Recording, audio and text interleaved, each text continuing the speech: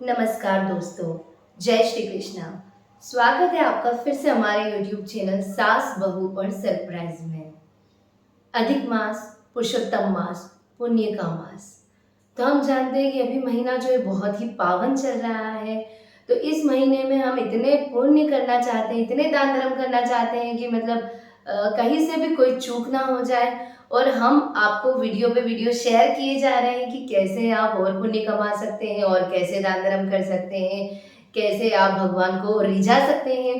तो लीजिए, हम लेकर आ गए हैं एक और वीडियो अधिक मास के ऊपर। लेकिन ये वीडियो और भी खास होने वाला है, क्योंकि इस वीडियो में हम आपको बताएंगे तुलसी जी का महत्व और एक बहुत ही गुप्त श्लोक तुलसी जी का, जिससे ये श्लोक अगर तुलसी जी के सामने आपने 108 बार बोल दिया तो ये श्लोक से आपके घर में धन, संपत्ति, वैभव, सुख, शांति, समृद्धि सब की बरसात होगी। इसमें कोई संशय नहीं है। तो दोस्तों, आप सभी के घर में तुलसी जी का पौधा अवश्य ही होगा। तो हम क्या करते हैं, रोज तुलसी जी सींचते हैं, तुलसी जी में जल चढ़ाते हैं। तो अधिक मास में जो है तुलसी जी का बहुत अधिक महत्व है, क्योंकि अधिक मास जो है श्री हरि का महीना है और श्री हरि को क्या तुलसी जी बहुत प्रिय है। तो तुलसी जी बहुत प्रिय है, तो हम तुलसी जी को रिझाएंगे तो श्री हरि वैसे ही रिझ जाएंगे। तो सुबह सुबह हमें कुछ नहीं करना है। सुबह सुबह आप जब वैसे भी जल्दी स्नान कर लेते हैं पुरुषोत्तम महीने में, तो स्नान आदि करके सबसे पहले तुलसी जी की पूजा करनी है। पूजा किस प्रकार करनी है, पहले तुलसी जी में जल चढ़ाना है, फिर कच्चा दूध चढ़ाना है, फिर जल चढ़ाना है, जैसे कि हम अभिषेक करते हैं। फिर पूजा के सामान जैसे कुमकुम, चावल, हल्दी, रौली, ये सभी आपको तुलसी जी को चढ़ाना है। और हाँ, अगर आपके पास सालग्राम जी है तो आप तुलसी जी की जड़ में नीचे सालग्राम जी बिठा सकते हैं और सालग्राम जी और तुलसी जी की एक साथ पूजा कर सकते हैं, तो ये और भी अच्छी बात है। और अगर सालग्राम जी नहीं है तो कोई दिक्कत नहीं, आप तुलसी जी की पूजा कीजिए, आपको बहुत पुण्य प्राप्त होगा। पूजा कीजिए, दीपक लगाइए और हाथ जोड़कर, आंख बंद कर कर ये मंत्र जो बहुत ही महत्वपूर्ण है, इस मंत्र का जाप जरूर कीजिए। ये मंत्र है, महाप्रसाद जननी सर्व सौभाग्य वर्धिनी आदि व्याधि हरा नित्यम तुलसी त्वाम नमोस्तुते। महाप्रसाद जननी सर्व सौभाग्य वर्धिनी आदि व्याधि हरा नित्यम तुलसी त्वाम नमोस्तुते। ये तुलसी जी का मंत्र है। ये आपको 108 बार अगर आप कर सकते हैं तुलसी जी की पूजा करके वहीं पर बैठकर शांति से, तो बहुत अच्छी बात है। और अगर 108 बार नहीं कर पाए तो 11 या 21 बार तो जरूर कीजिए। और इस तुलसी मंत्र के बाद आप वासुदेव यानी कि श्री हरि का मंत्र भी जरूर जाप कीजिए। ओम नमो भगवते वासुदेवाय, ओम नमो भगवते वासुदेवाय। इस मंत्र का भी आप 11 या 21 बार जरूर जाप कीजिए, आपको बहुत अधिक लाभ प्राप्त होगा।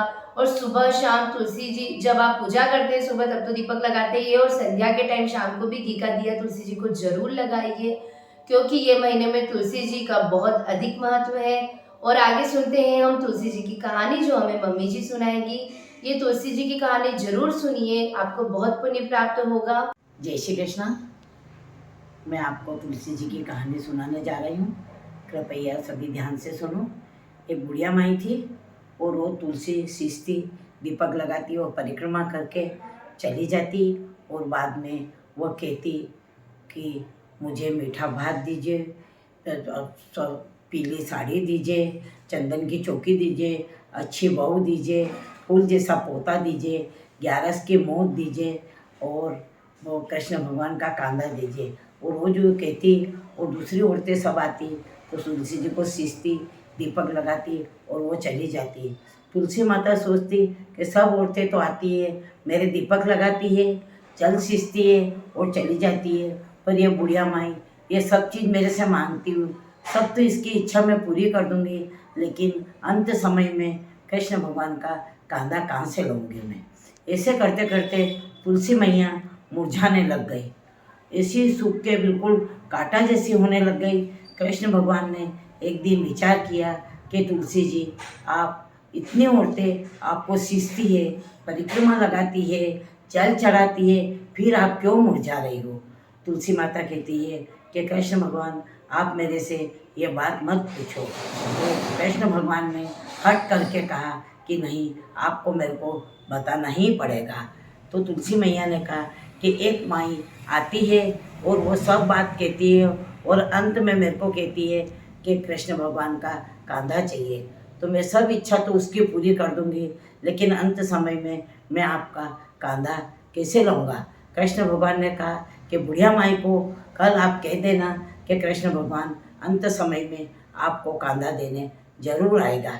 एक दिन बुढ़िया माई मंदिर के लिए निकली और रास्ते में ठोकर लगी, गिर गई और उसके प्राण छूट गए। सब लोग इकट्ठे हो गए, भीड़ से मच गई, पर अंतिम संस्कार की उसकी तैयारी भी करने लगे। बुढ़िया माई इतनी भारी हो गई कि वो किसी से उठे भी नहीं। फिर सब लोग आश्चर्य करने लगे कि इतनी धार्मिक और इतनी संस्कारित बुढ़िया ये क्या हो गया अंत समय में। तो कृष्ण भगवान को जैसे ही मालूम पड़ा, वो बूढ़े ब्राह्मण का वेश करके आए और सब लोग को भीड़ से हटाने लगे कि मेरे को कुछ बुढ़िया माई के कान में कहना है। तो सब लोग कहने लगे कि हम सबसे तो कुछ हुआ नहीं। फिर भी कोई एक समझदार था, तो उसने कहा कि इनको बूढ़े बाबा को आने दो। उन्होंने कृष्ण भगवान ने बुढ़िया माई के कान में बोला कि माँ तो अच्छी बहू है, वह फूल जैसा पोता दूंगा, पीली धोती दूंगा, कृष्ण ये अपने ग्यारस की मौत दूंगा, चावल मीठा भात दूंगा और मैं तेरे को कांधा देने आ गया हूँ। ये सब सुन के बुढ़िया माँ वैकुंठ में चली गई और कृष्ण भगवान अपने कांधे पे बिठाकर उनको वैकुंठ में ले गए और बुढ़िया माँ की मुक्ति हो गई। इसलिए जैसी तुलसी माता ने बुढ़िया माँ की मनोकामना पूर्ण करी, ऐसी तुलसी मैया सबकी मनोकामना पूर्ण करो। और पूरी हो तो मान कर जो, अधूरी हो तो पूरी कर जो, पूरी हो तो मान कर जो। जय तुलसी मैया की जय। तो दोस्तों, आगे ऐसे ही वीडियो देखने के लिए, धार्मिक बातें सुनने के लिए और भी नई नई बातें सुनने के लिए, देखने के लिए प्लीज़ हमारे चैनल को सब्सक्राइब ज़रूर कीजिए और बताइए, कमेंट बॉक्स में बताइए कि आपको हमारा वीडियो कैसा लगा। अभी के लिए धन्यवाद। आपका दिन मंगलमय हो।